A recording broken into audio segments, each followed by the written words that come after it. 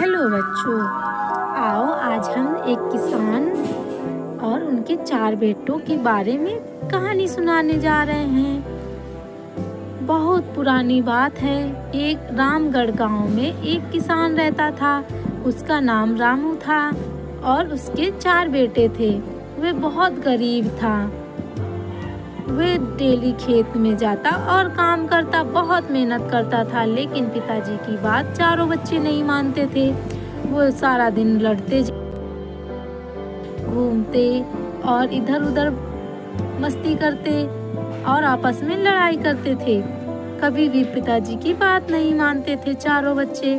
पिताजी बहुत परेशान रहते थे। डेली वो किसान खेत जाता और काम करके घर वापस आता।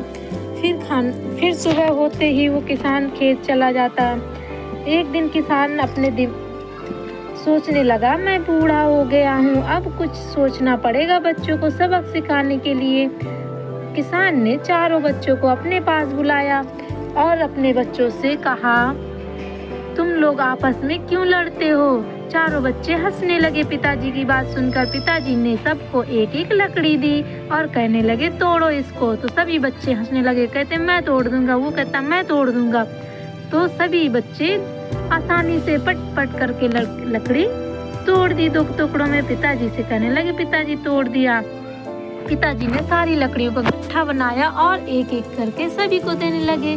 बड़े बेटे को दिया और कहा, तोड़ो इसको। तो बड़ा बेटा नहीं तोड़ पाया। फिर छोटे बेटे को दिया, उसने भी नहीं तोड़ पाया। फिर उससे छोटे बेटे को दिया, उसने भी नहीं तोड़ा। और फिर उससे छोटे बेटे को दिया, उसने भी नहीं तोड़ पाया।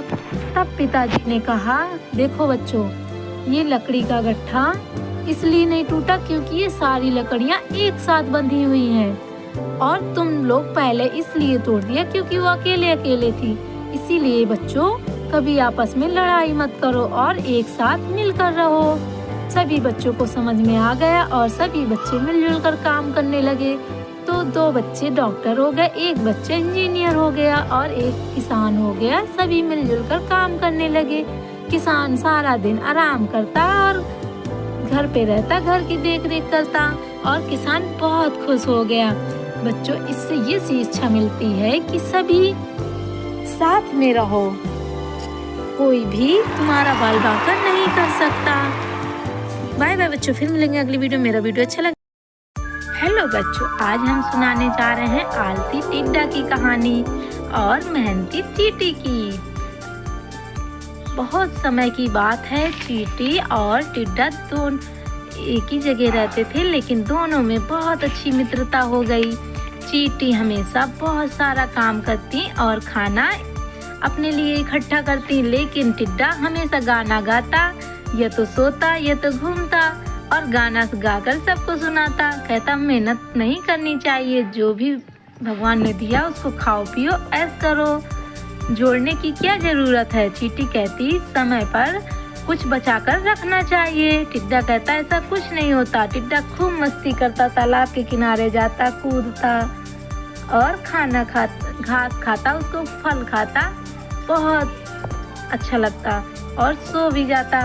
वो बहुत आलसी था, कुछ भी काम नहीं करता, सारा दिन इधर उधर घूमता रहता था। लेकिन चींटी हमेशा अपना खाना एकत्रित करती, मेहनत करती, खाना अपने बच्चों के लिए एकत्रित किया।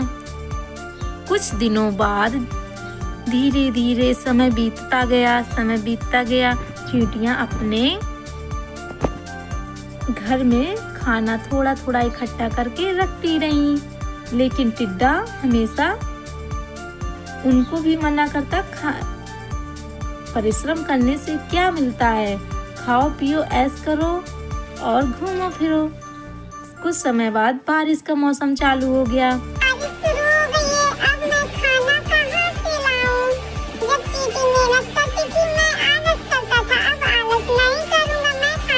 टिड्डा बहुत निराश हो गया, खूब भूखा था क्योंकि उसके पास कुछ खाना नहीं था। लेकिन चींटियां परेशान नहीं हुई क्योंकि उन्होंने अपना खाना एकत्रित करके रखा था, इसलिए चींटियां परेशान नहीं हुई।